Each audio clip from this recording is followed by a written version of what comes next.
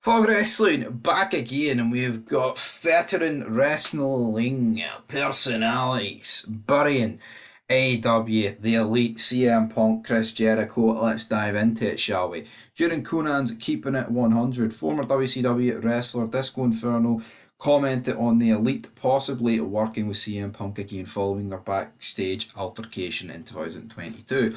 Every wrestler in the past that's far more popular than the Elite have ever been have worked things out and done business. So if you guys are willing to do business, bro, just let them go. That's it.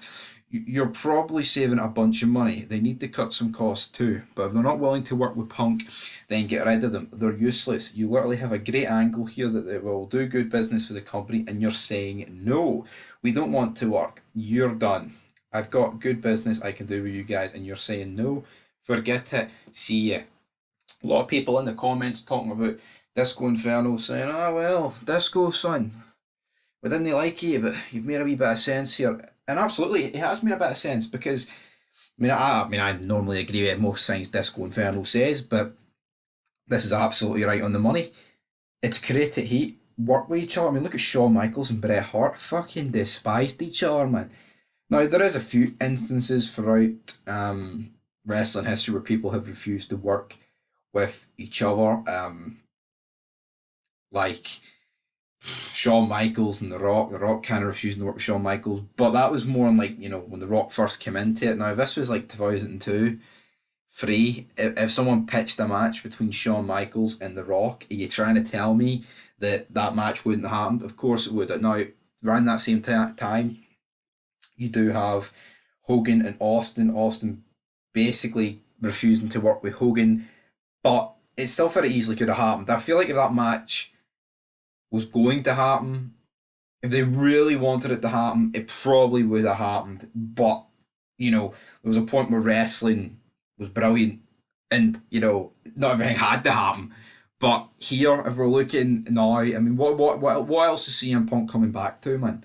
He needs to feud with these guys because that's where the heat is. And, wrestling these days very devoid of heat. But with this, it could happen. Then if you look forward, even Punk people mentioning the example, he didn't really want to work with Triple H. But if you look at those examples, Austin leaves the company not long after refusing to work with Hogan, and then CM Punk leaves the company not long after refusing to work with Triple H. And even with The Rock and Michaels after 98 Mania disappeared. He made a few sporadic appearances, but he was retired for a good four years. So you look at it like that, that's exactly what happens. But yeah, I agree with Disco Inferno. But into another bit of news, we have got a veteran wrestling personality says nobody gets over against Chris Jericho and AEW. During this podcast, veteran wrestling personality Jim Cornette commented on Adam Cole's ongoing feud with Chris Jericho. Adam Cole, with the good he have had from the people about the legitimate concussion problem and he was out for so long.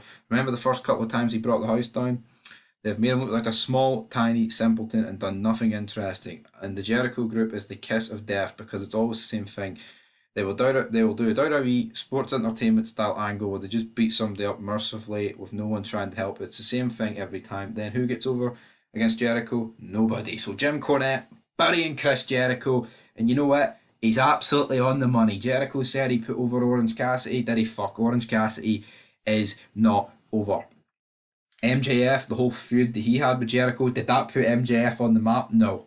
MJF puts himself on the map, and I think the feud with Punk is what really lifted MJF personally. But, with Jericho, I love Chris Jericho. He's one of the best of all time, but let's be real, in AEW, he's not really put anyone over. I mean, not many people have put anyone over in AEW. Look at Sting, tag team with Darby Allin. Can't put him over. You know why? It's not Sting's fault. It's Darby Allin's fucking shite. That's why. And you've just numerous examples of this in AEW. Jericho, I mean, look at the whole Appreciation Society or the Inner Circle. No one's over. The person you could argue is the most over, other than Jericho, is Sammy Guevara. But what, is he over? Oh, but he's the Four Pillars. Good night, slap. Look at these guns. I'll fucking slap Chris Jericho and the Young Bucks to one side. But anyway, guys, that's it for Fog Wrestling.